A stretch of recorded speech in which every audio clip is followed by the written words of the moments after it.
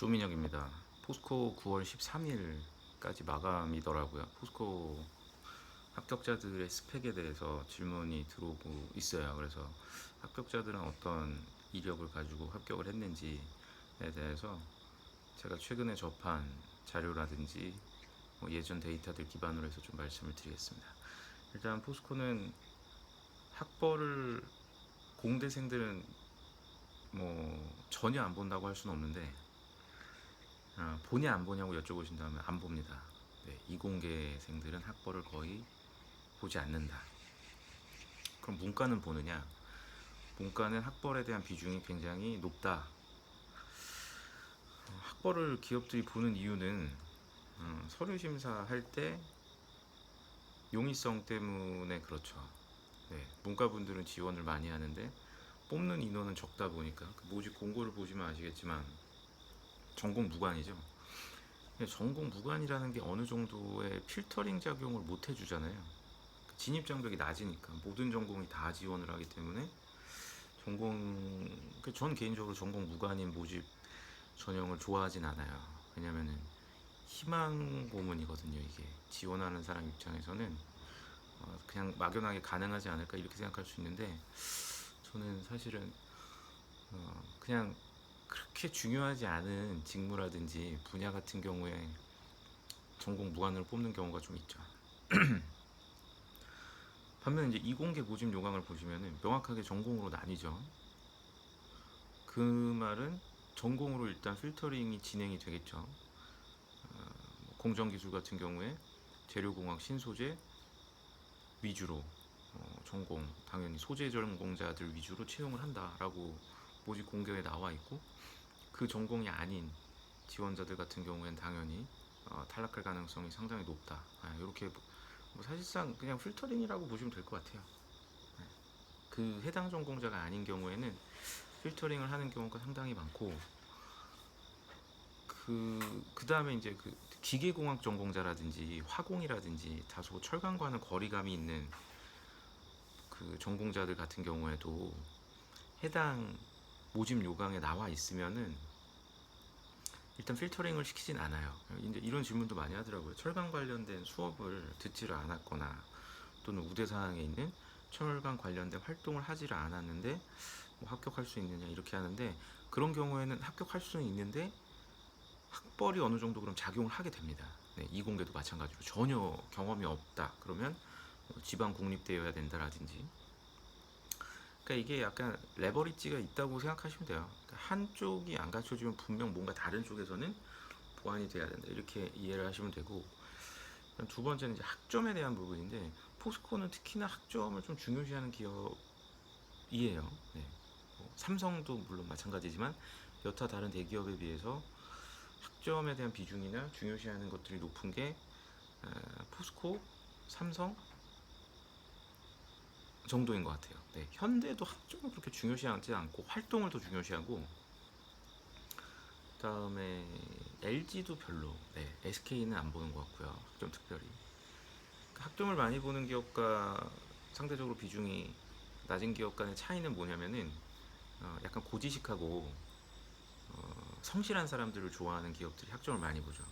그게 산업군의 성격하고도 관련이 있거나 아니면은 채용에 있어서 투명성, 공정성과도 관련이 있죠. 왜냐면 학점이라는 건 빼박이니까, 네, 바꿀 수 없는 부분이기 때문에 학점 관리 열심히 잘했는데 그 졸업하고 나서 잠깐의 시간 동안에 뭐 자격증을 많이 딴다라든지 또는 약간 편법 같은 거, 요새는 자소서도 대필이 많아가지고 이런 부분을 충족시키는 지원자에 대해서 우대한다? 뭐 이런 경우는 없다고 보시면 됩니다. 네, 적어도 포스코는.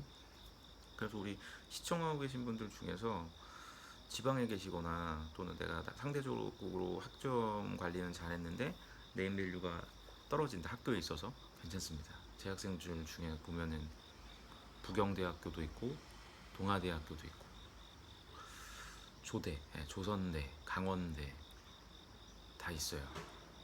포스코 입사하는 사람들 중에 뭐 충남대라든지 이런 지방공립대 워낙에 많고 인천대.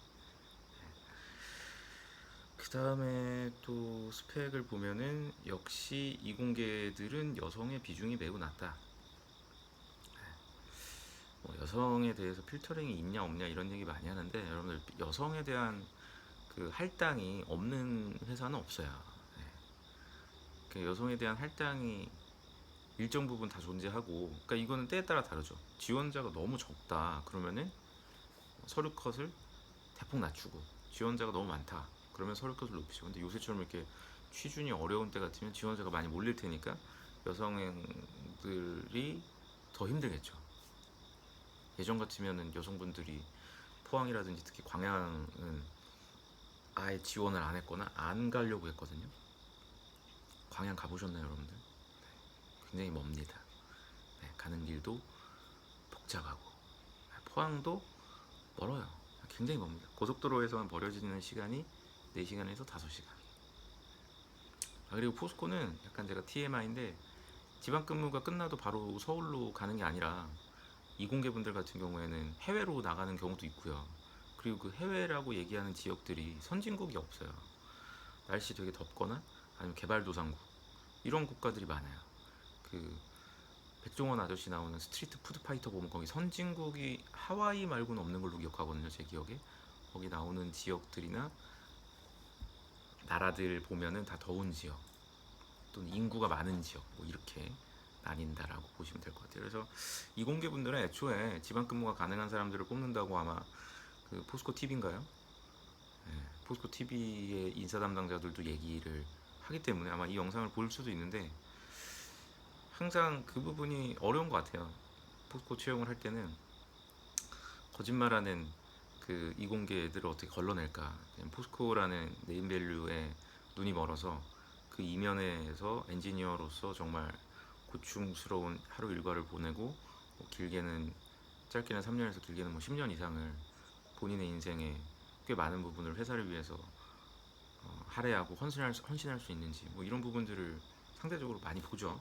그런 것들이 하나의 스펙이 아닐까 싶어요. 그게 가능한 지방대분들이나 또는 뭐 나이 부분도 제가 보면은 23살부터 해서 32살까지 네, 최종 합격하는 경우를 봤습니다. 물론 나이가 많으면 많은 만큼 그 부분에 대한 설명과 직무 관련된 경험이 있어야 가능하겠지만, 어쨌든 물리적으로 결과만 보면 나이 부분이 크게 걸림돌이 되지는 않더라. 일단 어학 점수인데요, 마지막으로 어학 점수는 지원 자격만 넘으면 된다 라는 거는 이제 구라고, 예, 그거는 어, 좋은 이력을 갖고 있는 사람들, 학벌이 좋다거나 학점이 좋은 사람들에게 해당되고, 혹시 시청하고 계신 분들 중에 내가 상대적으로 이력이 너무 안 좋다 근데 포스코는 꼭 가고 싶다 하시는 분들은 괜찮습니다. 어학 점수를 AL을 맞으세요. 아니면 최소한 IH, 이공계. 문과는 무조건 AL. 네, 문과는 IH가 평균이에요. 네, 문과 인문계 같은 경우는 IH가 평균이기 때문에 네, 최종 합격하기 위해서는 AL 또는 토스 7.